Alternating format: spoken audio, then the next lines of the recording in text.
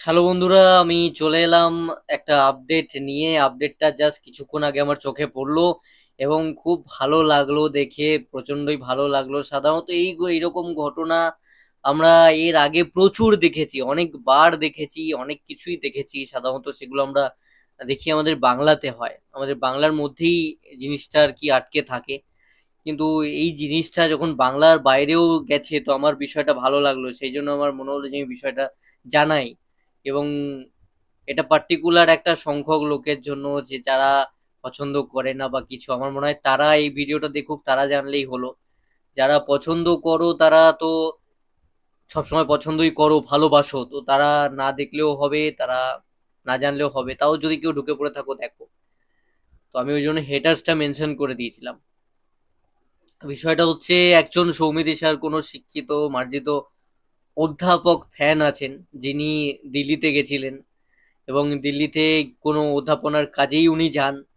তো সেখানে গিয়ে তিনি পুজো দেন স্বামী নারায়ণ মালাই বা এরকম একটা কোনো একটা জায়গায়, এবং দক্ষিণ দিল্লির কালীবাড়িতে সেখানেও পুজো দেন, এবং পুজো দেন কিন্তু সৌমিত ঈশার নামে, সৌমিত ঈশার মঙ্গল কামনায়। তার নতুন কাজও আসছে আমরা জানি।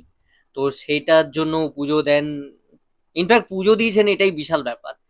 মানে কটা স্টারের জন্য, কটা সিনেমা আর্টিস্টের জন্য কোনো মানুষ বাইরে পুজো দিতে গিয়ে এভাবে পুজো দেয়, এটা আমি জানি না। মানে আমার শোনা নেই, আমি এখনো পর্যন্ত শুনিনি আমাদের বাংলার কোনো অভিনেত্রীর জন্য এইভাবে পুজো আচ্ছা দেওয়া হচ্ছে, তা আবার বাইরে গিয়ে, বাইরে কেউ নিজের কাজে গেছে, সেখানকার মন্দিরে গিয়ে পুজো দিচ্ছে। তো এটা তো আমি শুনিই নি আর কি।